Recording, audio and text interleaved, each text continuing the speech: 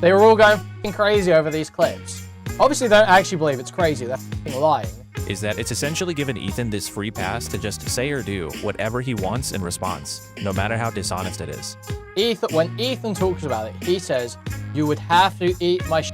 Participated in the CPS lie, Child Protective Service lie. I explained it on the podcast, but the truth of the matter is, it's all a lie. So, finally, the much anticipated, long awaited, very long awaited Kilo video has dropped. Kilo, for those of you who don't know, was the guy who made a Progressive Victory video a long time ago, a Brittany Simon video a long time ago, and he made a President Sunday hit piece. It was cited by Willie Mack. Now, he's made a pro-Hassan video, if you can believe that, guys. One that Hassan himself has even promoted. So we see here this tweet, which apparently people are very upset over, Destiny, more so than anyone. For the last 5 years, the YouTube apolitical commentary sphere has produced a metric ton of right-wing drama slop that centered me as the arch-villain responsible for all things woke. It even led many of them to take on a pro-Israel stance. Glad to see that environment shifting. So, I mean, I hope so. I can't lie. You know, I don't think that's a crazy perspective either. I mean, not all of it's right-wing. You know, there is a lot of right-wing drama slop. Yes, sure, like Pegasar is like, you know, that's right-wing drama slop. WestJet, all these guys are like right-wing. You know, some of it is more liberal-leaning and still anti-Hassan. But regardless, the core point here is true. I don't think it's particularly controversial. So, I mean, I guess let's just get into the video. Let's just take a look at the video, guys. Let's see. It's 4 hours long, so we're not doing it all today, trust me.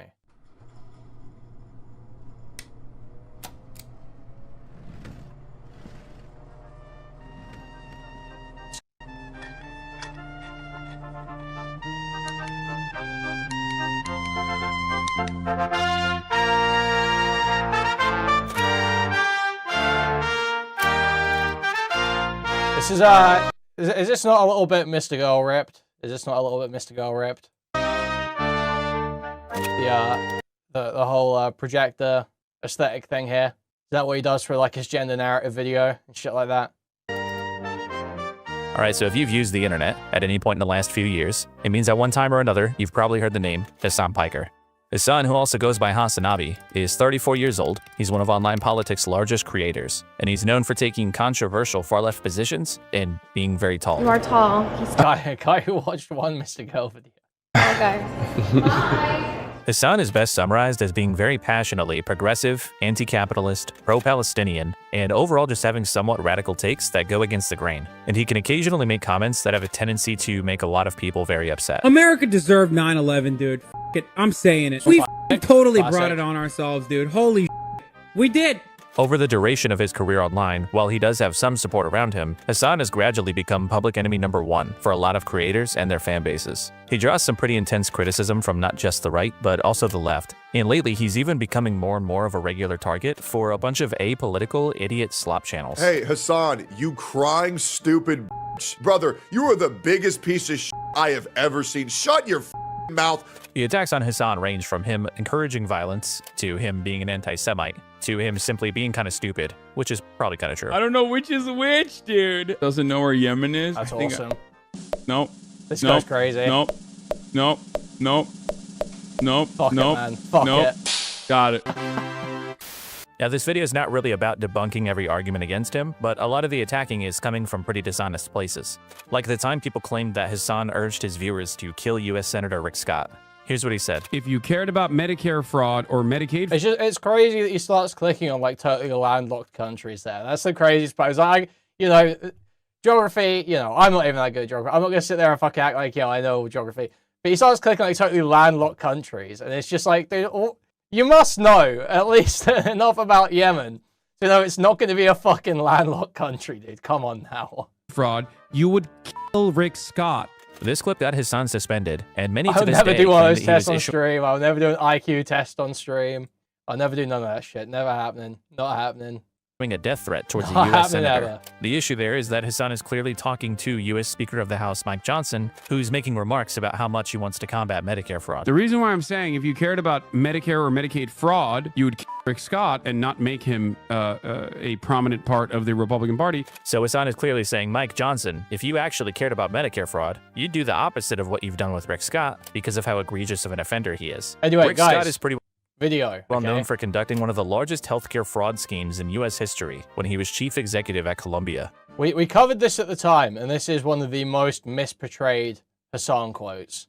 It's like so obvious what's being said, and he's being inflammatory. It's misportrayed, you know, almost in a way that he could and probably did expect, but it's still just like, that doesn't make it any better to misportray it that way. You know, it doesn't make it any better for you to run with the most retarded reading of the statement possible. So to say Hasan was urging his viewers to kill Rick Scott is an outright lie, and to say it was any kind of death threat would also be pretty fucking stupid.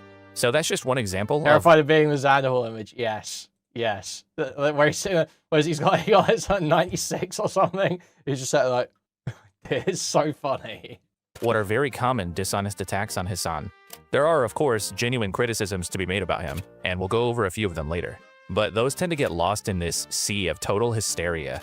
The widespread derangement that people have for this guy has over time devolved into attacks on anyone he associates with, calls for him to be deplatformed, and people have even become pretty chill with the US government violating Hasan's First Amendment rights.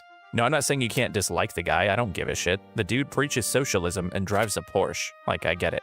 I'm not a Hasan fan, I've literally never even watched a single stream of his, so personally I don't care. But the tendency for people to lose their minds and just make shit up whenever Hasan is involved left me wondering, how did we get here? Ethan Klein, also known as H3H3, is 40 years old. He has a massive... So I think a huge portion of this video is just about Ethan, okay? Huge portion of it is just going to be about Ethan and shit Ethan's done, because a lot of the Hasan hate is wrapped up in that too. So I was watching some of this earlier, and I've seen bits of it. And yeah, I think a huge amount of this could be about Ethan. Following on YouTube, and he's a pretty significant figure in the history of content creation, going the back most to the Jewish massive image of Ethan possible. Ethan Klein, also known as H3H3, is 40 years old. He has a massive following on YouTube, and he's a pretty significant figure in the history of content creation, going back Do an IQ test while revealing your room, while revealing your hairline. Why don't you post my fucking asshole too, bro? Why don't you just have everything? Why don't you just... to the early days of React videos. You know, I read a book a day not to show off. It's, again, about the knowledge. By the way, he's got a really interesting technique for reading books. And when he says he reads one book a day, well, right, let's just say out, bro. we'll have to redefine the word Holy read. shit. That's Have someone else read it for you. That's awesome. Along with his own content, Ethan's also well known for winning a landmark copyright infringement suit in 2017 filed by Matt Haas, whose video Ethan reacted to. That case was one of the first examples of fair use for React content being successfully argued in court. In 2021, Ethan and Hasan started a podcast together called The Leftovers. It was a political and cultural talk show with a left-leaning slant, and the show was a huge success.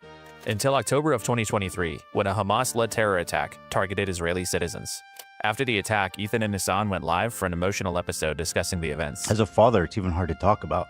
This dude was holding his infant. It was like a year old. Ethan is an Israeli-American dual citizen and feels passionately about Israeli geopolitics. He's also married to I don't take any of Ethan's displays of emotion as genuine. I can't. who was born in Israel and served in the IDF. The Kleins actually even met each other in Israel. Hasan, on the other hand, is passionately in support of Palestine, and the resulting ideological differences between the two led to some on-air friction following the start of the conflict. Bro, stop. My Their timing matters. no, Let's not be obtuse about this. It's just this one point I'm trying to make. You can't cheer on Hamas, dude. You know what I said, and on the day of the occupation. I know you don't, but like we're being a little silly. In late October of that year, Ethan announced that the Leftovers podcast would go on hiatus. I do feel like I'm probably gonna pause Leftovers for the time being, because you know what I mean. It's just I don't want to talk about it anymore. And after 61 episodes, the Leftovers podcast never came back. This is when the divide started to form between Ethan and Hasan. Early on, for instance, Ethan would take issue with some things that Hasan's chat was saying about him, and he criticized him for not moderating it more effectively. Do you care that your chat is calling me racist? Do you make any attempt to modify? I have not looked at my chat. Moderate that at all? I have not looked at my chat at all, but you I have just to opened it, but don't you have moderators? Do you care at all about what your audience says about me? There's 32,000 people in here right now. I'm just trying to tell you guys how it feels. It's just crazy. Unless you're crying about Hasan's chat calling him racist because he's spurring out about Palestinians and shit. Fucking shocked that you don't care that people in your chat are saying, who the fuck is this child cold, arrogant, Ethan, as fuck. I love you, but there's only so much I can do. How can you be surprised To save us time, let's not get too bogged down with specifics. In a nutshell, over the course of the next year, the divide between Ethan and Hasan grew larger and larger. Ethan and the H3 community believed that Hasan was promoting extremist, potentially dangerous viewpoints. Yeah, saving us time in the 4-hour video. While Hasan and his community believed that Ethan was becoming more Zionistic over time and subtly spreading pro-Israel propaganda.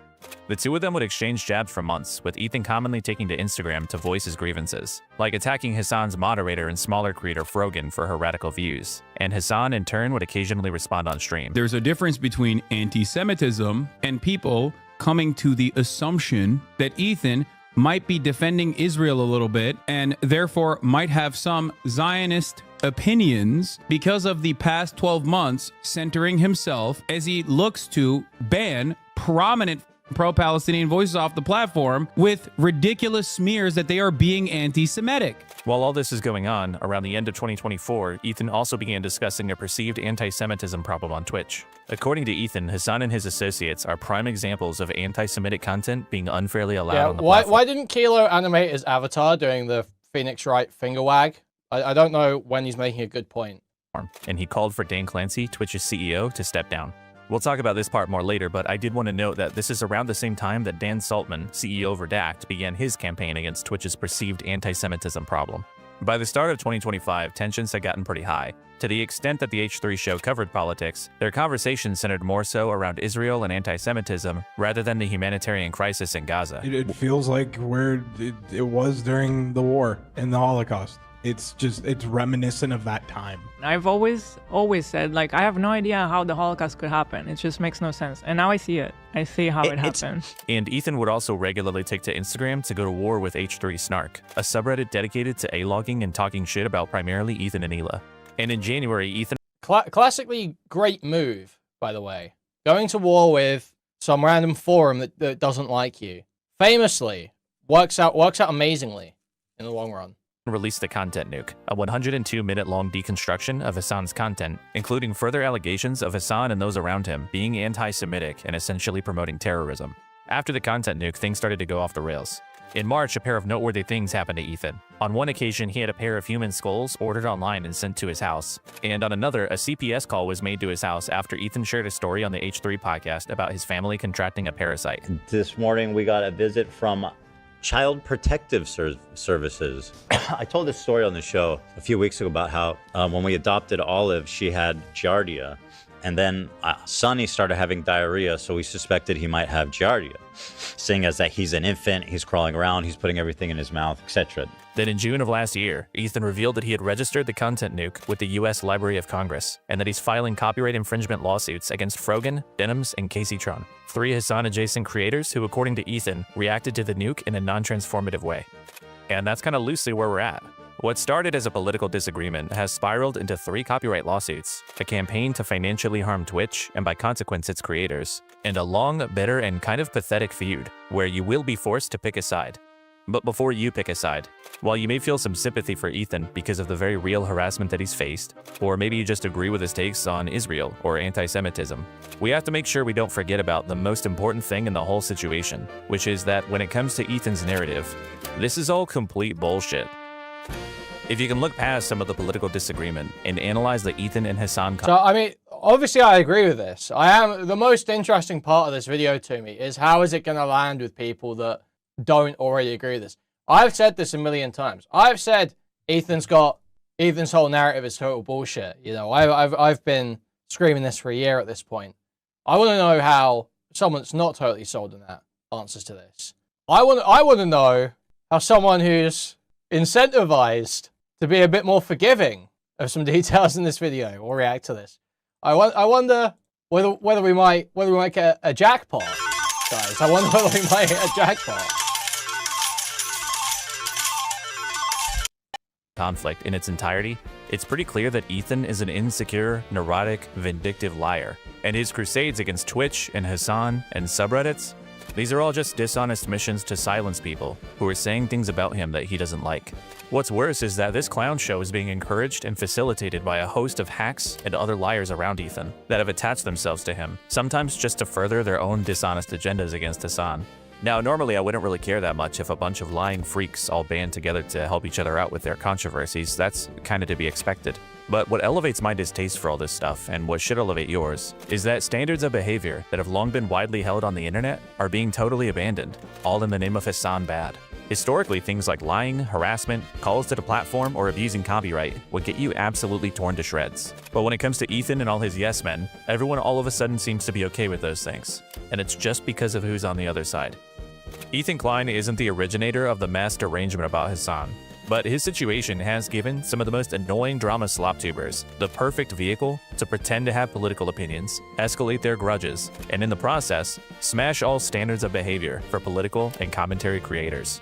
So today we're going to recognize some of these creators for their contributions to this online culture shift. One where truth doesn't matter, there are no bad tactics, only bad targets, and anything goes as long as you win. These are the Weasley Little Liar Awards. Wow. Starting with Ethan Klein. So guys, that's just Jesus. So guys, that's just the intro. That's just the intro. So we are how far in now? What? About 20 something minutes in. This is a lie. Yeah, it does not look. This is a disgusting fucking lie. And here on the H3 show, we tell the truth. And soon we're going to be able to do that. So I'm really very grateful and excited for that. Because I am honest to a fault, Dan. I'll have you know. Yeah, no, that I'm aware of. I would never, I don't lie, but some people do lie. Name one thing I've ever lied about. You can't. I'm allergic to lying. Bro, I'm truthful in every fucking... Why have we heard that recently? Why have we heard that recently? Conceivable way. I feel like I'm honest to a fault. I'm not a liar. I don't believe in lying. I would never lie to you. I've never lied. I am not a liar. I feel like I've never lied about anything in my whole I wish career. you were more of a liar. It would probably save us a... When I started researching for this video, I already knew that Ethan had been dishonest about some things throughout his feud with Hasan, but I was a little surprised to learn just how long of a history Ethan has of dishonesty. A very clear and repeated pattern of it, in fact. Now, you'll very rarely catch Ethan in a direct, overt lie. What happens far more commonly is that Ethan will kind of just say things. He makes statements about other people or ongoing situations as though they're a fact, when he has no evidence to be saying the thing that he's saying. For instance, back in 2021, there was this whole falling out between Ethan and his former podcast co-host, Trisha Paytas. During the breakup, Ethan made this tweet where he claimed that Trisha had accused him of sexually harassing her, which it kind of gives off this, like, I'm being falsely me too'd kind of vibe, right? But in the video Ethan's responding to, which is this one, Trisha doesn't really say anything like that. This video is pretty much just about Ethan bringing up topics like her sexual assault, medical history, and other things that supposedly triggered her. Trisha responded to Ethan on Twitter by saying she didn't even think he had watched her video, and given how far off he was, it's entirely possible that Ethan just read the title and went nuts. But I've never seen any Trisha Paytas stuff because I'm not like an overweight woman, so I never watched Frenemies. So I don't know any of this, but it's kind of crazy to me Ethan had to lie to win against Trisha Paytas. That's fucking crazy. The only time Trisha even remotely approaches suggesting sexual harassment was when she complained that Ethan was sexualizing her beauty products. None of it felt right. Being sexualized, my skincare being sexualized, you know, none of it felt right. After Ethan watched the video, maybe if I was like a fat hag, I'd know what's going on here. Did she say I sexually harassed her? No, she didn't say that, but she said I was making everything sexual. I was making her beauty products sexual. I feel like she really tried her app. She tried to ruin my life, my reputation, my business. And this is what Trisha was referring to. This is your self-love in a bottle. Why of was the that facial sexual? What? Look at you're like, oh, like it was like a money shot. Watch how she squirts this shit. This is your self-love. Yeah. Also kind of phallic. What? You say, Trish, what's the secret? And then you show like a foul. It looks like a cock. What? Balls and cock. What are you talking about? Look, 2 balls and a cock. It's like a giant phallus. Oh my God. It's the products in the thing. Bro, it's literally a penis. Is there jizz in your makeup? If I had a makeup wipe, I'd take my makeup off. Is there semen in your makeup? Huh? What? Is there semen in your makeup? No.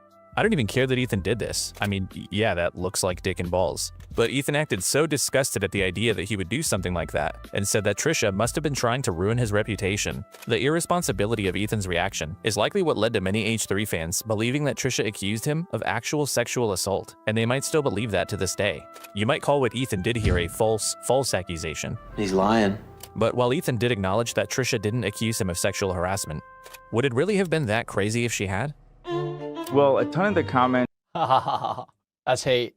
That's hate. Let's see it. Let's see Ethan potentially sexually harassing Trisha Paytas. Let's see it. Said things like talking about my mom's breasts and asking if I was breastfed because they heard in a previous episode Ethan talking about my mom's breasts in detail. Her mommy milkers. Yes, right. Yeah, to quote Ethan, I believe. So I was hoping you could help me. I can help you. I'd love to help you, Okay. actually. I've actually dreamed of helping you. What happened to your hand, buddy? Jerking off too hard? Is that a masturbation injury? She has tried to penetrate him with a strappy. Stop. Don't need to bring it up all the time. Well, not all the time. It's what, my third time since I Third learned time about it? in 3 days. There's this guy, Brad the Bull, who's like railing his wife, but that's neither here nor there. Hassan's the type of dude who watches himself in the mirror when he has sex. That's fun. Okay, that was weird when you said that.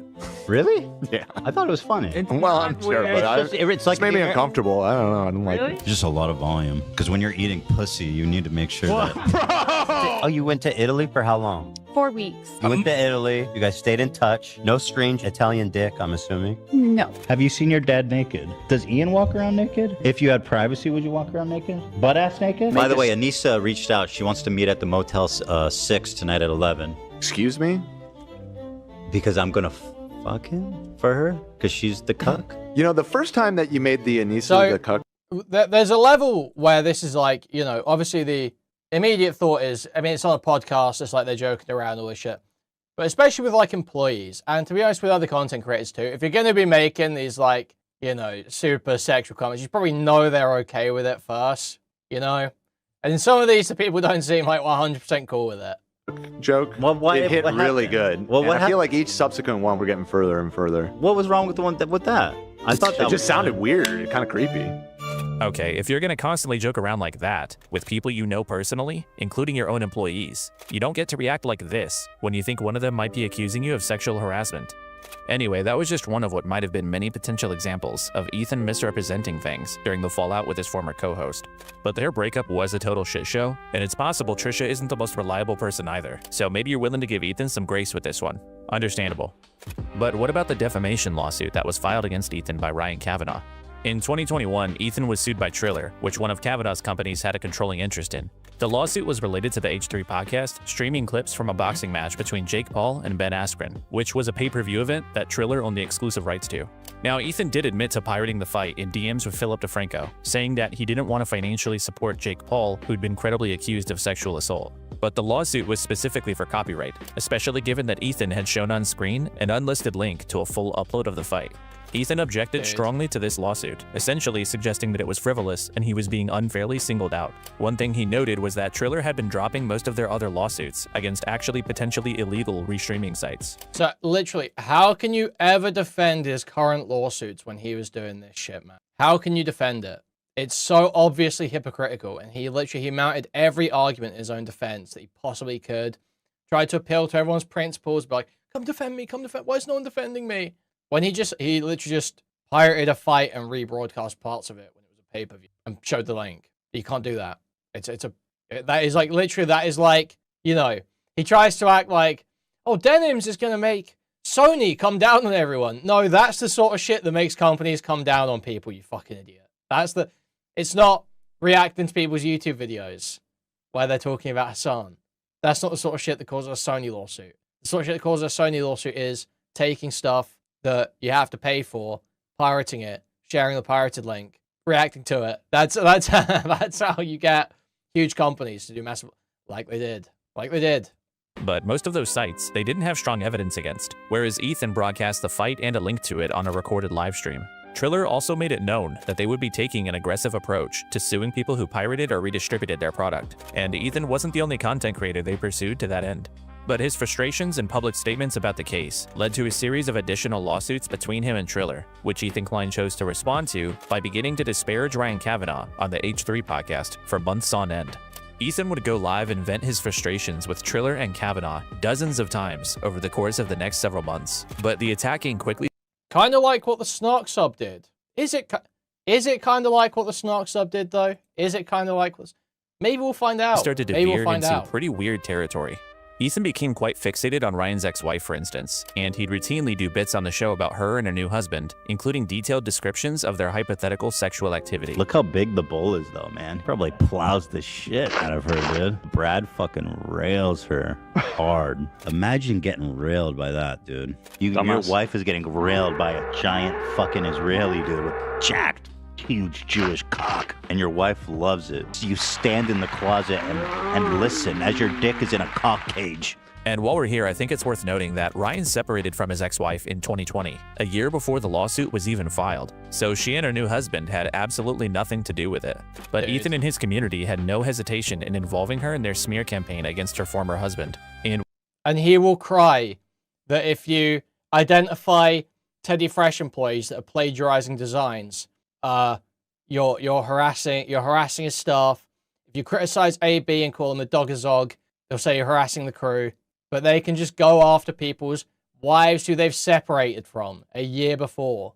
And when I say involved, I mean directly. The incessant mentioning of Kavanaugh's ex-wife led H3 fans to start brigading her and her new husband's Instagram page, where they left tons of very weird and hypersexual comments. I was probably getting 20 to 30,000 death threats. He started telling them to go after my ex-wife, who's my best friend and mother of my child. She was getting death threats. They were just, I mean, it was to the point where I couldn't ignore it anymore. And again, these two were not involved in the lawsuit in any way whatsoever. But not only that, Kavanaugh himself claims to have had almost nothing to do with it personally. And it went after, I don't know, 5 or 6 sites. I kind of wasn't involved. I just, knew they were doing it. And then one day, someone called me and said, this guy's like just trashing on you on his podcast. I'm like, I've never heard of this guy. Why would he be doing that? And they're like, they say you're suing him. And I'm like, I've never heard of him. Why would I sue him? Needless to say, I kind of ignored it. And then over the next month, they're like, this guy's done like 30 podcasts on me. And then it was like 50. Ethan and the H3 crew even went so far as making an entire website dedicated to comparing Kavanaugh to convicted rapist Harvey Weinstein. Our website about Ryan Kavanaugh. Does Ryan Kavanaugh look like Harvey Weinstein? Oh, that's the one. To date, Ryan Kavanaugh has been mentioned on the H3 podcast in at least 156 different episodes, many of which came after Ryan retaliated against them by filing a defamation suit against Ethan. That case specifically cited comments that Ethan repeatedly made about Ryan's business operating as a Ponzi scheme, which Ethan sourced from a 2019 article from Variety. The issue there is that Variety had amended this article within 24 hours after it was posted, including a full retraction from the original person who called Ryan. Dude, it's so fucking crazy how bad he did this Ryan Kavanaugh guy, man. So much worse than Ethan can claim about like any content creator that's pretty much ever spoken about him. Even Bad Empanada, I don't think did something as brazen as taking something from an article that had already been corrected and fully retracted. Crazy. Ryan's business a Ponzi scheme. Now, it seems like this case was ultimately settled outside of court, but Ethan was forced to issue an on-stream apology after the court rejected his motion to dismiss the case, finding that he had been aware of the retraction but repeatedly restated the false assertion anyway over the following months. You're a liar. You lie. I skipped some of the crazier details about this story, like how Ethan supposedly paid editors to constantly monitor Kavanaugh's Wikipedia page and insert more negative information about him. They said, I won this lawsuit against the guy who propagated it and who's paying to have all these editors do this. The appeal will be held this summer and he'll have to take it all down. We went to a mediation and he agreed to even do it, which is why I know I already knew he controlled it, but he admitted it. But either way, even if you think Trisha is a crazy person or Ryan Kavanaugh is an asshole, Ethan has still shown that he's willing to misrepresent claims, falsely attribute things to others, and even outright defame people that he doesn't like. This kind of stuff is a favorite pastime for Ethan. He likes to jump to conclusions and just say shit about people, often with no evidence. He implied or outright suggested that Dan Clancy and Taylor Lorenz were pedophiles for like no reason. He wrongly accused the Wall Street Journal of doctoring photos and then had to walk it back, while he himself has routinely had issues with sharing fake or doctored social media posts and passing them off as real. And he's shown a willingness to contort and misrepresent events in his life whenever it suits his purposes, which is what he's doing now in his war against Reddit, Twitch, and Hasan. The harassment that me and Ela are receiving is just genuinely unfucking comparable. Like nothing I've ever dealt with. And to the point where I don't know how it's... Like nothing he's ever dealt with. But not like nothing. Not like anything he's ever done. Not unlike anything he's ever done. As we've clearly seen. He was doing the same, if not worse, to Kavanaugh to Trisha Paytas. These are just his tactics. If anything, they're more mild, frankly. Allowed on Reddit. Like an organized harassment campaign spreading across multiple subreddits, targeting like two specific people. It's so fucked up. And once again, to remind everybody that Reddit has no problem with this community that exists solely to do the most insane, unhinged, unacceptable harassment campaigns you can possibly imagine. On the internet today, people think they can say anything they want about me. And by the way, her posting this is continuing the defamation and this whole like Snark narrative that they're trying to make like mainstream. And by the way, they're part of the harassment campaign that I can't believe is so big. They're misrepresenting everything I said. They're mischaracterizing, like taking things out of context, like you guys are part of that harassment campaign, you scumbags. Ever since the Leftovers podcast ended, Ethan has spent almost 2 years trying to convince the online world that he is the victim of a massive organized harassment campaign, which is being spearheaded by Hasan and his surrounding network of evil harassers, or something like that. This harassment narrative itself is being pushed pretty effectively by Ethan, and he's received quite a lot of support from across the internet. So while he's been aggressively retaliating against his enemies, like his use of the legal system, to many it's understandable, or even justified. But is Ethan's narrative accurate? To answer that, let's go back to the beginning of the Ethan and Hasan feud, back in late 2023. You'll remember from earlier that one of the first major sources of tension between the two was Ethan being upset at things that Hasan's chat was saying about him. Do you care that your chat is calling me racist? Do you make any attempt to modify? I have not looked at my chat. Moderate that at all? I have not looked at my chat at all. The thing with this argument is, first of all, I don't know what Ethan expected Hasan to do about a chat that looked like this. Like, look at this shit. But more importantly, Ethan seems to not understand that you are the only person who is responsible for the things that you say on the internet. It's nobody else's job to protect you if audiences and comment sections have a negative reaction to the things that you're saying. The backlash that Ethan's been getting online from communities like— He was having a total meltdown at this point. Anyone that disagrees with that is totally retarded. He was putting his foot in his mouth a bunch. He sounded like a totally fucking insane person. You can be, empathetic and be like, oh, well, he loves Israel. He loves Israel, so he was really upset. But it doesn't change the fact that obviously people who vehemently disagree with that are going to have issues with it. Hasan's. It doesn't just unfairly come from nowhere. It is a direct response to controversial ideas that he and Hila have expressed after the conflict in Gaza started. The reason why people are saying that is because of the conflations that you made, Ethan. I can't stop people from viewing you a certain way if you're going to make these comparisons that they've heard from actually racist people. Now, to be fair to Ethan, he has repeatedly expressed support for Palestine and condemned the actions of Israel during the war. What is happening in Gaza is disgusting, and it needs to stop immediately. But the Kleins have also often shown a tendency to couple these general condemnations of Israel with things like flowery— I had you in the first stuff. To be fair to Ethan, he does say the right thing sometimes. It's not the case. It's not really the case. praise about the country and how free it is. What I want to do is show you guys how I see Israel, how beautiful, how multicultural, how like free it feels for people, or highly incendiary statements about people who were saying free Palestine too closely to October 7th. When you come out and say free Palestine after they just lost everybody, that's not what you should be saying right now. And I'm free Palestine too, right? It's just the timing. I know what it is. You're saying I support Hamas. I mean, that's what you're saying. I'm just saying don't cheer for terrorists. I don't think that that's a crazy take. If you think it is, then let's go invite the Iraqi terrorists who are exacting revenge to come to your city block and kill every fucking one you love. If you think Hamas is dope, just remember, you deserve— So he's saying, if you're saying free Palestine right now, you're saying you love Hamas, okay? If you're saying you love Hamas, let's invite the Iraqi terrorists to come and slaughter every neighborhood. So if you are saying free Palestine, let's invite Iraqi terrorists to come and slaughter since you love them so much. That was Ethan's take around October 7th. And it's apparently it's a totally fucking crazy read to say this guy's a Zionist. You say this guy's a Zionist or he's unhinged about Israel, or maybe suggest that he backs genocide in a YouTube video.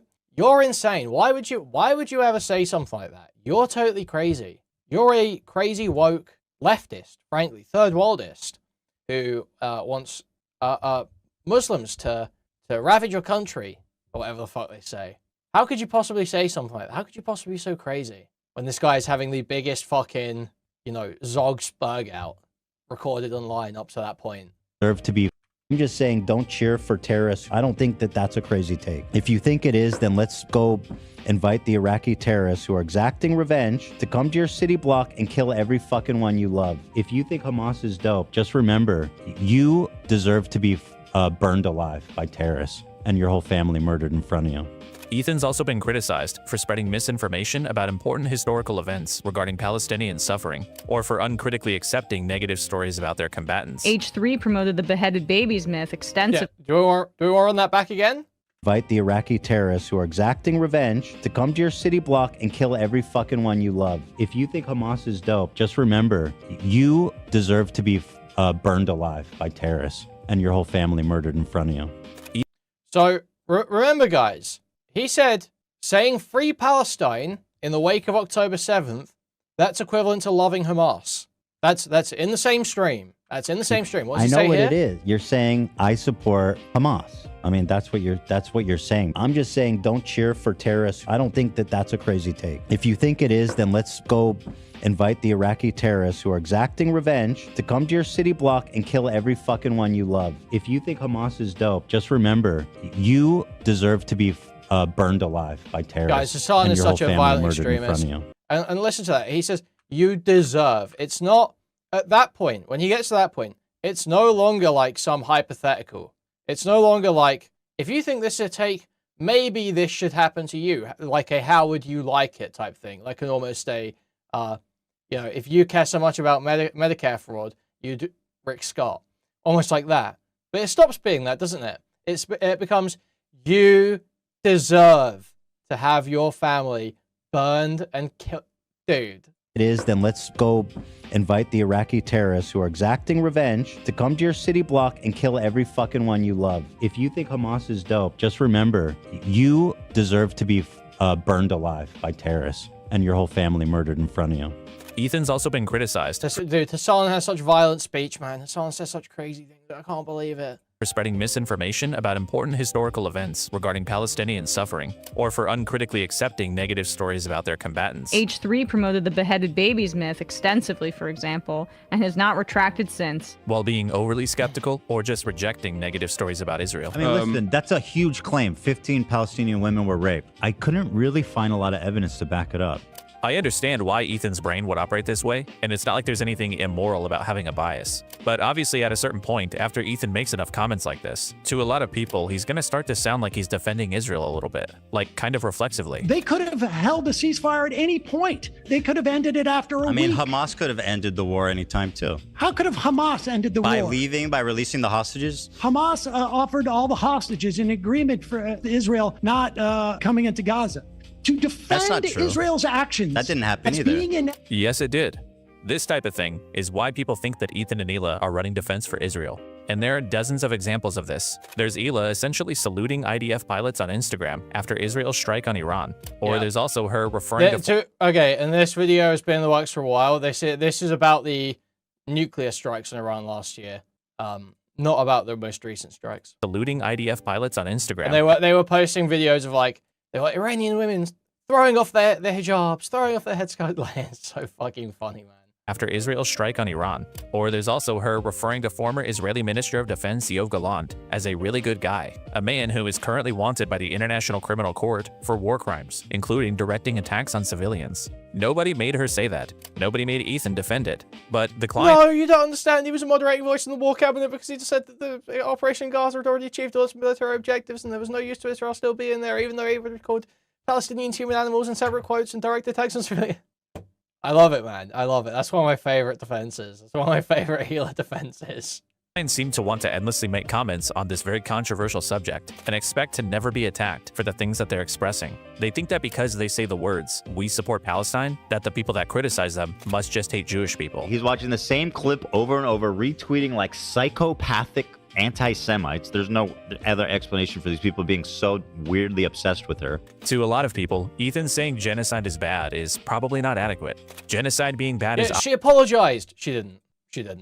She never said sorry in that entire video. Obvious. That's the default position. To them, this situation would be kind of like someone saying rape is bad and then talking about how much they love Bill Cosby. After people have some of my barbecue sauce, after a while when it kicks in, they get all huggy-buggy. Jesus. Anyway, you get what I'm trying to say. The point is that Ethan and Hila are the ones choosing to put this stuff on the internet. Like during the height of what many people consider to be a genocide by Israel, Hila posted on Instagram last February, showing off her new blue Star of David tattoo. You know, like the one on the Israeli flag. Now yes, blue is a traditional color in Judaism, but a lot of that is because of its appearance on the flag of Israel. There are a lot of people that understandably are not going to like an apparent show of support for a country that's been accused of using chemical weapons near civilians or opening fire on people waiting for aid. But here's how Ethan responds to negative comments on Hila's post about her tattoo. Obsessed with you guys when you only had 15K subs. Glad that's behind me. Enjoy hell. This guy's for real. Joe Coop. Look this guy up. Enjoy hell. He said, enjoy hell. Yeah. No, I mean, they think I'm actually the devil. Here he is. If anyone, let's see if I know, can identify him at all. She's so dumb, bro. She's so fucking stupid, bro. I think it's this guy. Trust me, when I see an anti-Semite, I know I can spot him. Wow. Spot him from a crowd. That's him. So I don't know if you guys all know that, but your friend Joe here actually is a fucking giant racist piece of shit. And like he likes to tell Jewish people they're going to hell on Instagram on his public profile. I don't know if any of you guys know him, but certainly anyone who would employ him or probably even his parents would be pretty disappointed to see that. Although who knows? Here's his mom. I'm not going to click that for her. I'm not, you know what? Fuck him. This is what you... So I'm pretty sure Ethan doesn't control his camera, so the crew have actually switched off before he switches over to looking at the mother's Instagram photo. Your mom. I wonder if she knows what you do on social media on your free time. You love your mama. Good thing she's not Jewish, hey, Joe? I love it. And yeah, Ethan's producer cuts away from the Instagram feed there so that Ethan doesn't blast the guy's mom to his thousands of viewers. This clip comes across kind of deranged to me, but it gives you a little bit of a window into how Ethan's mind works. To him, people can't simply be having a response to controversial statements or things they themselves have put out there. It must be because of anti-Semitism or bigotry. And ultimately, I think the reason why Ethan reacts this way is because, in reality, he cannot stand being criticized. There's been a lot of criticism of me of late. There's been a lot of people that have said lots and lots of videos. I have a natural aversion to criticism, what was specifically, this which about? is something that I've been learning about myself through therapy, which I've started recently. Ethan cannot help himself from reading comment sections, Reddits, tweets about him. He obsesses over how he's being perceived, and he compulsively responds to almost anybody that's critical of him. And he has a long history of this temperament. As a quick example, there was this call on election night that Ethan had with Philip DeFranco, where Ethan, for like literally no reason, awkwardly tries to force into the conversation how people on the internet just hate him because he's Jewish. Well, I don't know if you knew this about me, Phil, but I'm Jewish. Yeah, it's pretty controversial, but yeah, I could go into detail. Do you want to? I could go into all the details. It sounds like he wants to get into it. It sounds like you want to get into it. No, thank you. And then immediately after getting off that call, Ethan goes out of his way to pull up Philly's chat and whine about things people are saying about him. Okay, be good. Yeah. Nothing gets me excited like seeing Philip DeFranco's chat call me El Zionist Nazi, free Palestine. Ethan, you can migrate to Israel. And finally, when he gets criticized by the crew for killing the vibe of the podcast, this is how he responds. How the fuck did I kill the mood? Bruh. What the fuck did I do? You killed the mood. Yeah. Why? How? But with your calling Phil and bringing up all kinds of negative That stuff. was fucking awesome. I thought it was a fun call. Yeah, what the fuck? What's happening? What am I doing? What is this world we're living in? What's happening right now? Tell me how. I told you. Tell me how. I don't have a way to get through to you then. There's I'm just no shot. depressed That now. call was awesome. I didn't feel awesome coming off that call. Why? I'm just telling you. Was that call awesome? Because it turned into you just complaining about his chat. Everybody, like, they fucking hate you and they're spamming it or whatever. He brought it Ethan's up. obvious ruminating on criticism shows up in a lot of places. He left Twitter in favor of Instagram, probably because stories don't have comment sections. Dude was on something here. It was pretty crazy the way he called into Philly D's. 3 also seems to often heavily filter or disable comments on episodes that they think might get some pushback. And I've also recently found that the H3 podcast commonly cuts out entire sections of their live streams, even sometimes way after the fact, seemingly in response to criticism, which I guess they do have a right to do. But I will say, as someone who's currently trying to criticize them, it's pretty fucking irritating. But all this is to say, Ethan isn't a fan of being criticized at all. And when he started facing a lot more negative scrutiny after October 7th, it seems like he wanted Hasan to exert sweeping control over his entire audience's perception of him. And despite how unrealistic that is, Hasan still tried. Ethan is not your enemy. You should not yell at Ethan. Ethan is my friend. I think he's an empathetic person. I will always stand by Ethan's ability to empathize and want to learn and and want to change his perspective. Changing It's so crazy how much fucking sweeping Hassan did for this moron, bro. Legit, that's the bigger criticism of Hassan here. Hassan swept for Ethan at the start. Hassan was trying to hold on to the friendship. Hassan swept for Ethan. Tried to tell us, he's not a Zionist, guys. He's not a Zionist. He can learn. He can learn. No, he hates you. He's seen an opportunity and he hates you.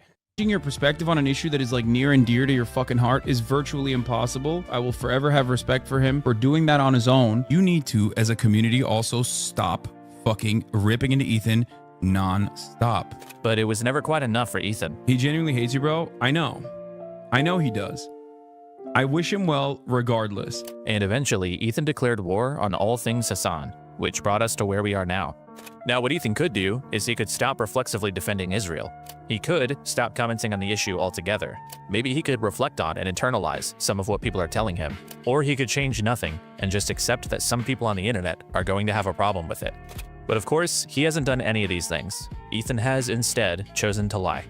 He's built this myth of a mass harassment campaign against him, and he's using this lie to try to financially harm Twitch, change Reddit policy, and abuse the court system against the people that he holds responsible for his decline in popularity. The three main things that Ethan's been dishonest about are H3 Snark, the CPS call, and the copyright lawsuits. Let's start with Snark. After the leftover... So, literally, there's so much foundation laying here with Ethan stuff. We are nowhere close to the Oreo, nowhere close to Tectone. Ended, the growing rift between Ethan and Hassan's communities sparked increased activity on the H3 Snark subreddit. For those of you that don't know what Snark means, here's a quick overview. Snark communities are online groups dedicated to sharing negative or critical content about a figure that the group is centered around. That's it. They're basically just groups of people who dislike an influencer or a public figure, and they talk about them, laugh about them, criticize them. That's all it is. H3 has had their own Snark community since early in 2023, but as Ethan's content became more political and as the feud with Hassan began, it gradually started growing in popularity. Now, it should be noted that most of these places, especially on Reddit, have strict rules against crossing the line. They typically moderate against posts that encourage or facilitate harassment, such as doxing, and the ones that don't usually don't last very long on the platform. You can always find psycho people who engage in poor behavior in literally any online community, even fan ones. But this doesn't mean the community itself is an issue. For this reason, as a concept, Snark seems mostly harmless. But Ethan doesn't see it this way, and even since before the leftovers ended, Ethan has taken massive... It's crazy, Kilo's premiere hasn't gone down in viewership at all. It's still holding at 500 views. Crazy. That's awesome. With his own Snark community, and he essentially considers them to be headquarters of the harassment campaign that he believes he's facing. H3 Snark, which is a subreddit dedicated to not even like feedback, like just blatant horrific harassment and like defamation. So what exactly is Ethan referring to when he talks about this organized harassment and defamation campaign? Honestly, it's a little difficult to say. Ethan's been historically pretty non-specific in his complaints about Snark, but he has on occasion pointed out a few hard examples, so let's look at some of those. So here's a post from a little over a year ago, speculating that Teddy Fresh, the Klein's clothing brand, potentially plagiarized the design of a new release, because in addition to the visual similarities, the senior designer for Teddy Fresh previously liked the post from the designer they're alleged to have stolen from. Here's Ethan talking about this post on stream. This is fucking insane, man. This is insane. Honestly, it's a little difficult to say. Ethan's been historically pretty non-specific in his complaints about Snark, but he has on occasion pointed out a few hard examples, so let's look at some of those. So here's a post from a little over a year ago, speculating that Teddy Fresh, the Klein's clothing brand, potentially plagiarized the design of a new release, because in addition to the visual similarities, the senior designer for Teddy Fresh previously liked the post from the designer they're alleged to have stolen from. Here's Ethan talking about this post on stream. On the Snark subreddit, the top post right now is dedicated to identifying and harassing non-public Teddy Fresh employees. We have no recourse. Like, this is not okay what's happening. I don't know how Reddit allows this. I really don't. It's fucking sickening. Okay, so Ethan claims this post is dedicated to identifying and harassing non-public Teddy Fresh employees. But the problem is, this person did have senior designer at Teddy Fresh in their public Instagram bio. Teddy Fresh also routinely posts about their designers, including their names, in their own Instagram posts. And Klein has posted this person on her own YouTube Perfect chill. Thank you for the $4.20. Huge appreciate it. Thank you. channel, including naming them and introducing them as a designer at Teddy Fresh. Vlog, I'm Sean. How fucking crazy is this, man? non-public Teddy Fresh employees. But the problem is this person did have senior designer at Teddy Fresh in their public Instagram bio. Teddy Fresh also routinely posts about their designers, including their names, in their own Instagram posts. And Klein has posted this person on her own YouTube channel, including naming them and introducing them as a designer at Teddy Fresh. Hi vlog, I'm Sean, I'm resident senior designer of Teddy Fresh. The H3 crew seemed to be under the impression that this post was a dox, by the way, because the document they compiled on it was titled Snark Docs. Oh, thank you for the raid But shot. based on Thank what I you. can see, this poster wasn't trying to identify anybody. Motherfucker, you guys are the ones that identified them. It's not a lie if you believe it. And furthermore, Ethan is shocked that Reddit allows this post, calling it targeted harassment. But how exactly is an accusation of wrongdoing by itself harassment? There's no call to action, there's no threat, there's no invasion of privacy. It's literally just a few photos and evidence for their claim. Surely Ethan doesn't— It's legit. It's just so fucking crazy. It is clearly that Ethan was mad that one of his designers, one of his wife's designers, was getting caught for plagiarism, was getting caught stealing shit. Or at least, you know, there's the chance that was happening, which happened a couple times, I think. And he just starts accusing him of doxing to try and shut it down. And no one fucking questions it. Nikki D isn't out there questioning it. I think we covered it before and spoke about this, but, you know, broadly, people just don't fucking talk about it. consider it to be harassment to accuse somebody of plagiarism, right?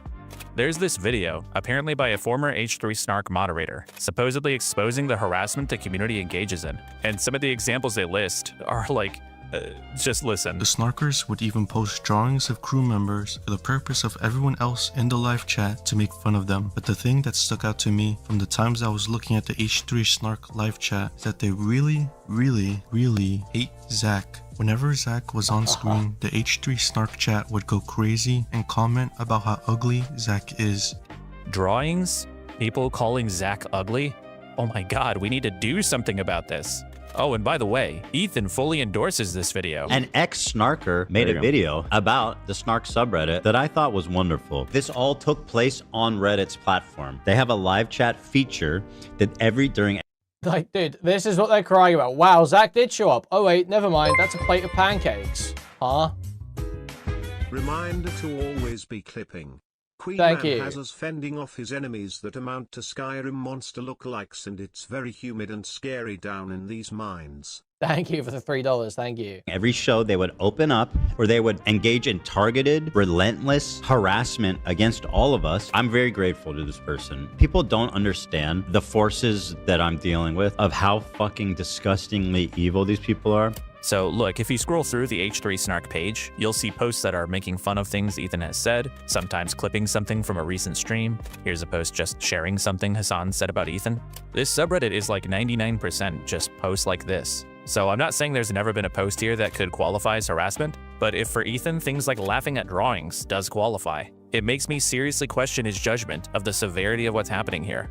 Moving on, another part of Ethan's claim is that this community is defaming him and his business, and Ethan really doesn't like defamation. This is defamation, right? No, defamation. Defamation. I'm literally going to sue you for defamation. Uh-oh. But this part is even harder to evaluate, because Ethan is even less specific about the defamation. He tends to just generally kind of whine about defamation and slander, and rarely, if ever, provides any specific examples of it. These are like 3 huge fucking communities that are posting about me and Hila every fucking day. Fucking relentless slander, straight up lies, defamation. One of the only times I could find him providing actual evidence was this infamous Ramadan post, which contained a lie that the H3 subreddit was removing posts celebrating Ramadan.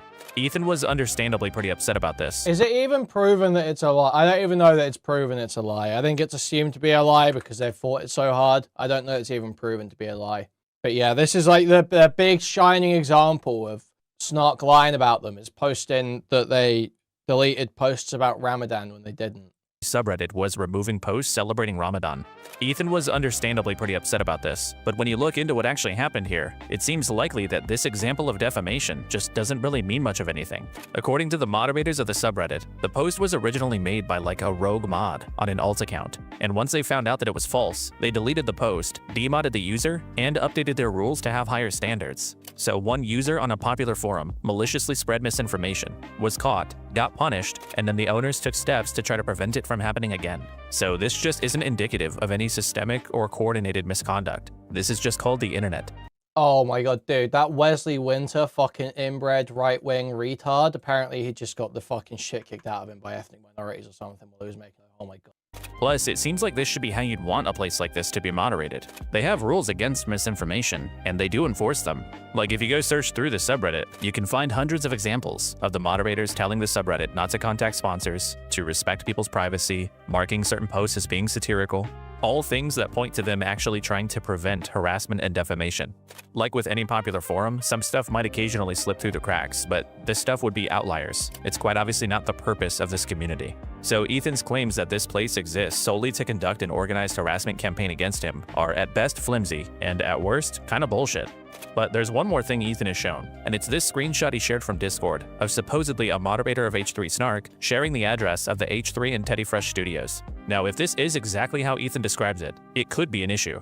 But this looks like a private DM, not a public Discord server. There's no information about who this was sent to, whether this person is still a moderator, whether It's like when you're all engaging in like litigation and stuff against each other, simply showing me that there's a discussion of addresses isn't enough. You know, like a lot of the time that's enough for like doxing claims. When you're all engaging in litigation against each other, it's you know, there are reasons that your address might be getting passed around.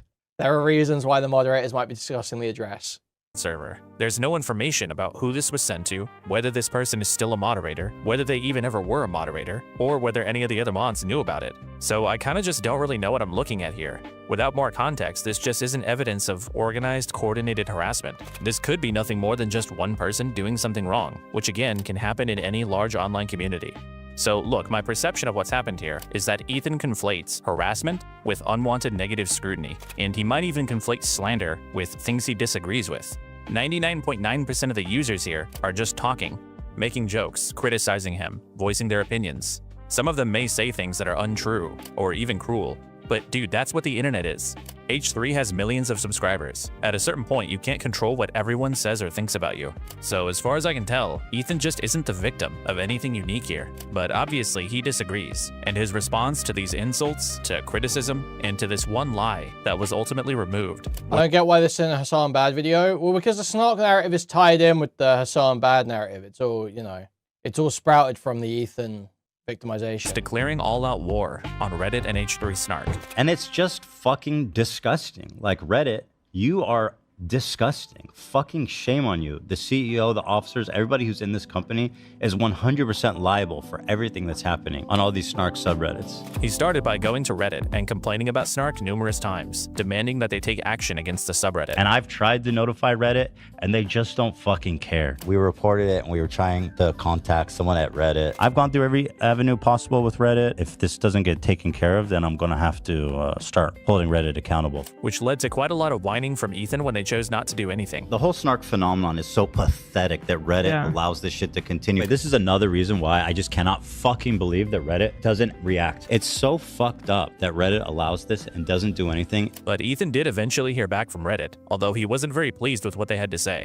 We got a hold of someone at Reddit, and we told them about all the Snark stuff. It was a comms person, and they got back to us, and they said, well, you guys are harassing people also. You're harassing people and they're harassing people, so I don't see the difference between your community and their community. And while it would be really funny if Reddit actually said that to him, I highly doubt that that's what Ethan was told. I imagine he was told something more like, this community is totally fine. They're not doing anything different than your own is. But this is where things started getting a little weird. Ethan didn't just disagree with Reddit's decisions. He started claiming that Reddit was conspiring against him to protect. Yeah, and he starts spurging out, talking about how, oh, the Reddit offices are just down the road in San Francisco from the Twitch offices. I bet they'll meet for coffee and talk about how they hate me for being a Jew.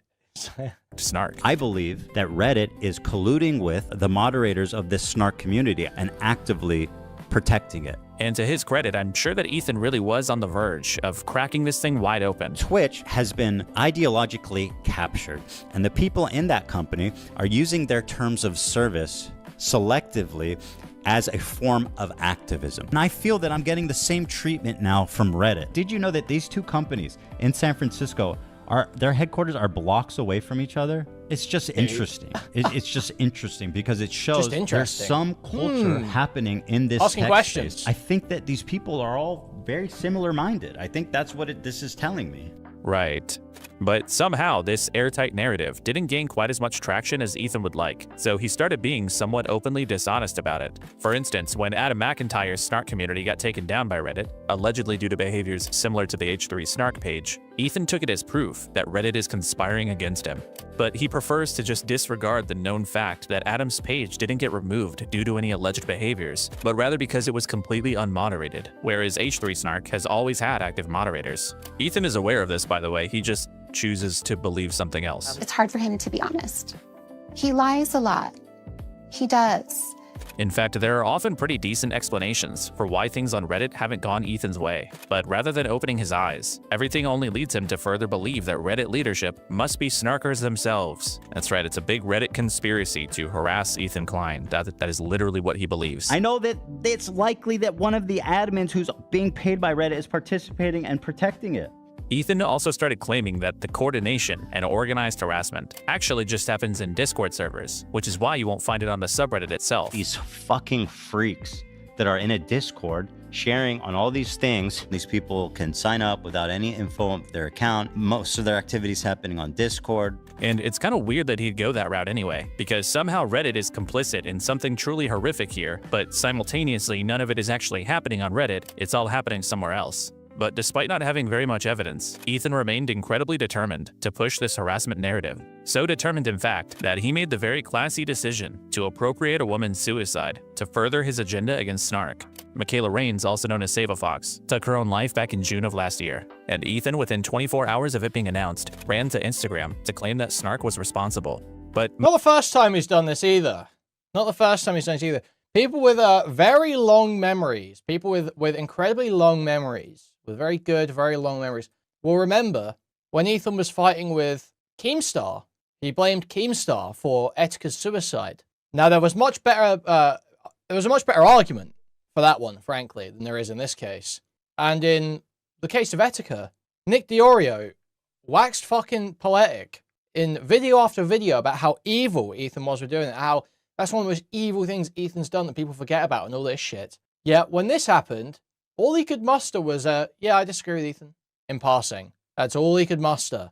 Michaela's husband didn't cite her Snark community as contributing to her suicide. He rather said that the criticism Michaela faced was often from people she knew or people from other animal sanctuaries. Michaela's Snark page was pretty inactive, with only 19 total posts in its lifetime. She also, according to her husband, had a long history of being in and out of therapy with depression and various other mental ailments. Now, I'm not saying it's impossible that Michaela's Snark page contributed to her distress, but this was obviously a deeply troubled person, and Ethan parading around her body for his own narrative purposes and chalking it all up to Snark, when he can't even know that to be true, is kind of a disgusting thing to do.